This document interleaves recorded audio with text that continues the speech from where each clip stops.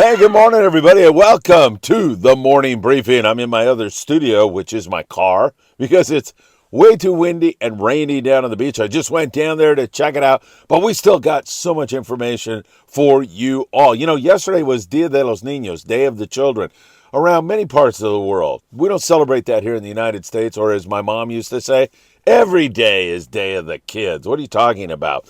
But here in the United States, we still managed to get a lot of kids out fishing. And at the end of this video, Michael Limon, young man who was not doing great in school, is now doing fantastic. He just recently won an essay award, and he credits fishing, and so does his grandpa, Dan Lightfoot.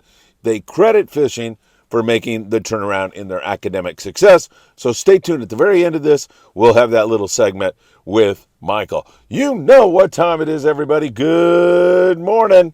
It's time for the morning briefing.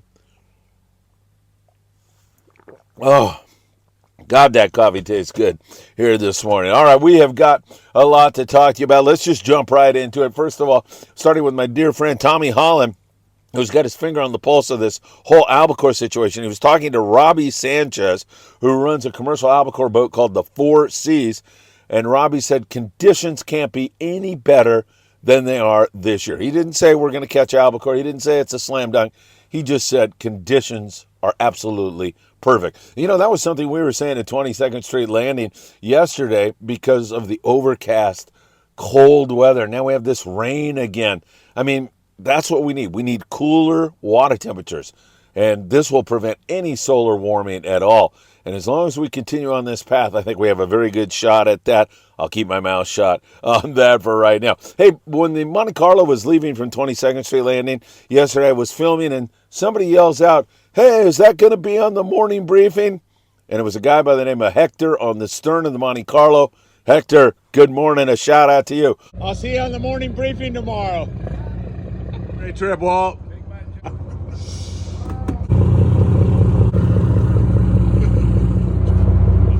Hi.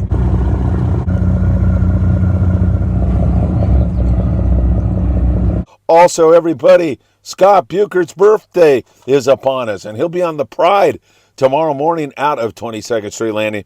If you're with Scott, make sure you wish him a happy birthday. Let's get into our Bluefin Tuna by Dan in San Diego, because it's sputtering a little bit. Now, there's still some really good scores. The Polaris Supreme got in from a 3-day trip. They had 83 bluefin tuna. On the Tribute, they had 43 bluefin tuna on a day-and-a-half trip, and a bunch of rockfish to go with it. The Aztec had 51 bluefin tuna, but there are some clunkers in there with very few fish where they just didn't bite at all, and it was very, very tough fishing. So there's no question, as I told you about 2 days ago, we've entered into this phase where it is no longer a slam dunk that you're going to go out and get a wide open night bite. Having said that, there's still some good fish around. There's still some good hits around. And this is temporary, my friends. It is temporary. I don't know if it's moon phase. I don't know if the fish are just in their bluefin tuna funk. I'm not sure what it is, but it is temporary, and we'll keep our eyes on it. It's going to get a little breezy. Some areas it's going to get very breezy today, up there in the Channel Islands, out at Santa Barbara Island, even San Clemente Island. Cat should be fishable. We'll see. I think the Pursuit is headed out there this morning, so we'll keep our eyes on all of that for you. But for the most part, it's going to get breezy, and that will create a little bit of a problem. The boats that leave in the morning come back in the afternoon. Grande, Mission Bell, the San Diego, they've been experiencing a little bit of tougher fishing. They've been catching some nice big fat bonita out there, but the bluefin bite has been a little bit iffy for them. It'll get back on track, and it could get back on track today if the boys are out there, so we'll see. 3 rods, you still need that 30 to 40-pound fly line rod, which you can fish in the daytime. Also use on kelp patties. A number 2 circle hook seems to be best fish. Fluorocarbon, www.optionusa.com. Put in FA at checkout. That is one rod you got to have. And then you got to have something, excuse me, in the 50 to 60-pound. You can throw Daiwa Zakanas with that. They've been effective during the daytime. 150 gram, 150 gram have been working pretty darn well on those fish. And also you can sinker rig with that. Then a 2-speed with 100 to 130 pound. We love Daiwa reels. Dawa making dreams come true. Don't forget that. So those rods are absolutely necessary. Grant Cummings is a great private boater, and he is always so lovely about feeding information, sharing information with all of us. Grant was out for his first trip of the year. They went 5 for 5 on the bluefin tuna. They had 2 in the 30-pound class, 3 in the 60-pound class out of San Diego, and they were trolling sterling bars. All the fish caught on the sterling bars, so he had really a great trip. Grant, so happy you got him, and thank you so much for keeping us up to date. We'll continue to watch this San Diego bite. Once again, it can flip back into gear. The Pegasus the other night with a great night bite on the bluefin tuna. There's a mix in terms of the size of fish. I want to say anywhere from 18 pounds up to 200 plus pounds. That's why you need that variety of tackle, and that's why when you're fishing at night and you're dropping those 350 to 450 gram jigs, those SK Daiwa jigs, you want to fish heavy. If you hook a 20-pounder, you're going to land them easily. If you hook a 200-pounder on lighter tackle, you're done. Your dreams are dashed. So since you don't know and the fish are mixed up, use that variety tackle. That will really help you. All right, and same thing down in Ensenada. Those guys down there, Pongueros, are catching some bluefin tuna and doing really, really well down there in that neck of the woods. I got to point out my friend Victor from Blackfin Sport Fishing, who celebrated Dia de los Niños with a good friend of Friedman Adventures, George Feldman.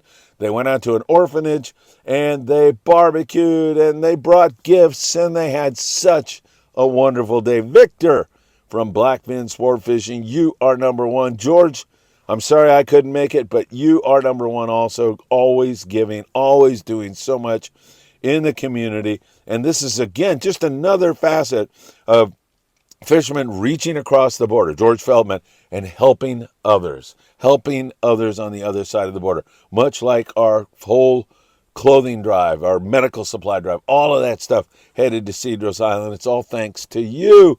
So that was a great day. And once again, I just want to recognize Victor and Blackfin Sport Fishing for doing such a great thing on Dia de los Niños, Children's Day. That is a beautiful thing. All right, let's take a look at what's going on elsewhere. So we're just going to kind of talk in general about Southern California. It is fantastic, the halibut fishing right now. I mean, I don't know if it can get much better than it is right now. And I've got to start on board the Native Son. I'm telling you, Marcos Garcia is such a great guy. He came by the studios yesterday on his way back in from being on the Native Son, and he was ecstatic because his grandson, Logan, won the jackpot.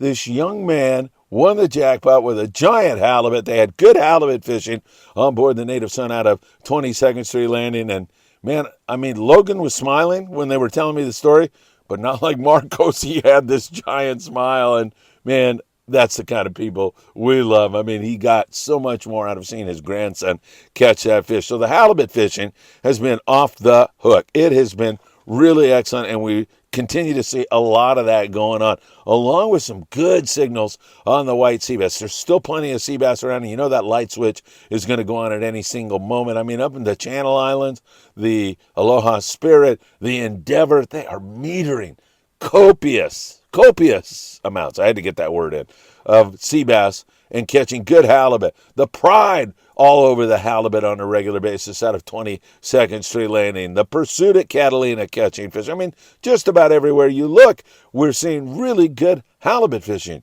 So I can't overemphasize enough how important it is to have that reverse dropper loop rig.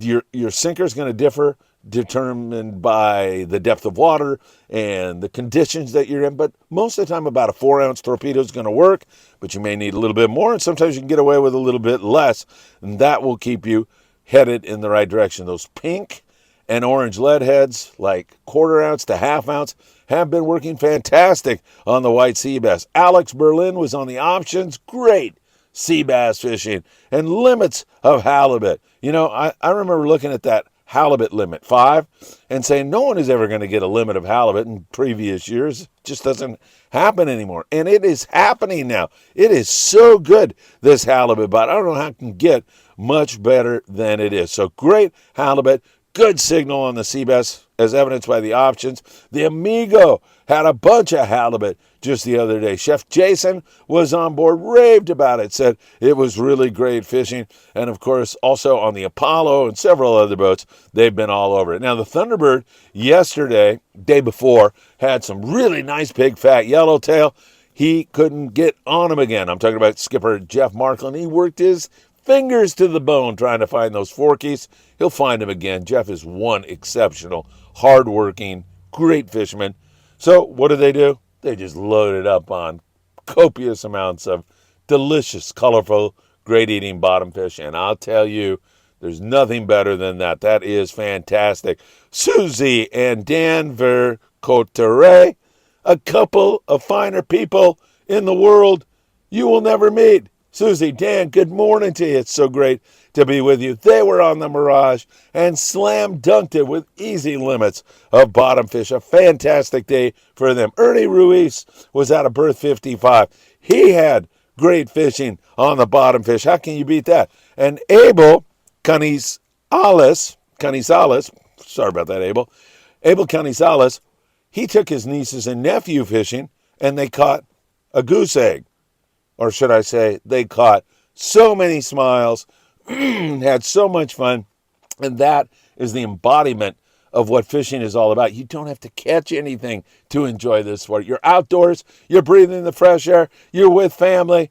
Abel, great job on that. That looks really fantastic. John Ho down there on the Dolphin out of Fisherman's Landing in San Diego with copious amounts of rockfish. So there is still plenty of rockfish everywhere we look, and that is fantastic. That can only help us to, of course, get to the next level when the water warms up.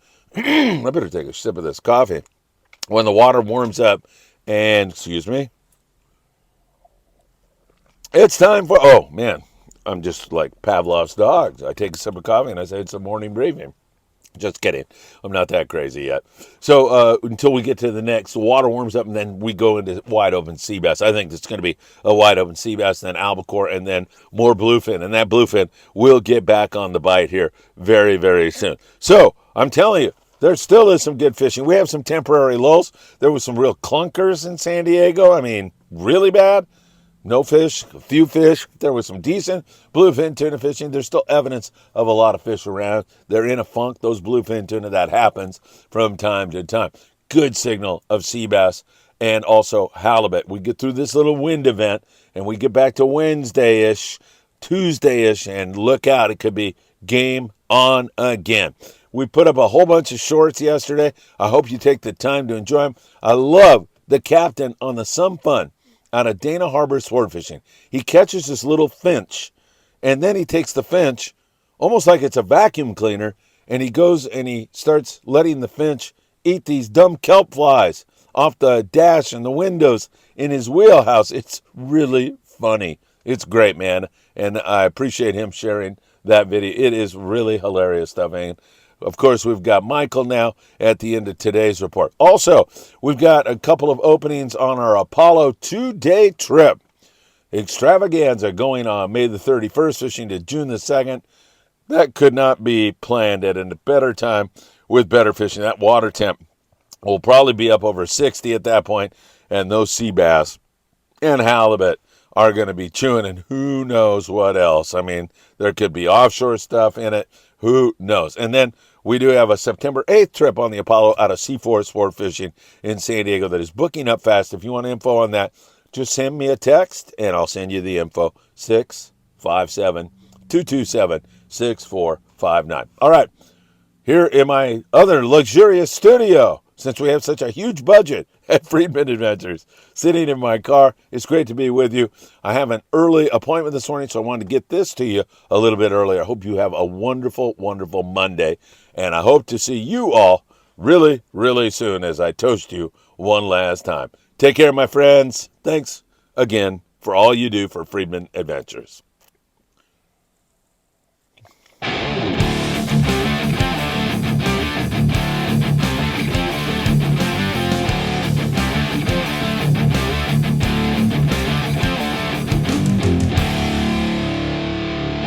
Michael Limon. How are you? Good. It's good to see you. You too. You know what? Since you've been coming down here and fishing so much, I really like you a lot, and your grandpa. And you went out and you just won this essay award. Congratulations. Thank you, Phil. What did you write the essay about? About yellowfin tuna. Wow, and why yellowfin tuna? Because it just sounded so interesting. That's great. And so what's going on now? You were not doing too well in school at one time, and now your teachers are all saying you're doing fantastic. What's the change? What made you study harder? That I could go fishing more, see these more beautiful boats like the Independence. Oh yeah, you were on the Independence. I remember that. That was fun. The Voyager. Yeah. That makes you study harder. Yeah. All right. We've got some gifts for you. All right. Let's start with number one. I was at Bass Pro Shops. You guys were there. Do you remember? Yeah. And there are only 2 of these available. And this is a poster, as I'm going to show everybody first. So that is a poster when I was there, and I've said, congratulations, Michael, on there. You can hang that up in your room. How's that sound? Is that cool or not? All right, we'll put that over there because I think that's the least best one. And then, close your eyes. No, you can open your eyes. Look at that. Some Daiwa beautiful fishing pliers that you can really use. Daiwa is a great sponsor of the Friedman Adventures show, and they wanted you to have that. How's that look? Good. Yep. And one more thing for you. How about a brand new Daiwa Reel? Our sponsors want to thank you for being a good student, for being a good steward of the sea. You return all your fish. You do such a great job with that. I want to give you that too, Michael. And I want to tell you that I'm so proud of the job that you are doing. You're doing great. I just want to say thank you, Daiwa and Phil Friedman, for making this happen. Oh, hey, you're number one. Keep up the good work. Yeah. You ready to catch something? Yeah. Man, I love your hat. Thank you. Hey, congratulations. Thank you. My grandpa brought the certificate. Cool. I want to see it. I'm dying to see it. That's awesome. I got bait up there for you. Okay. I brought you grunion. Grunion? Yeah, that works so good. Really? Yeah, I think it'll work good. Do you cut it in half or? Yeah, you're going to cut it like in maybe 4 pieces, each grunion.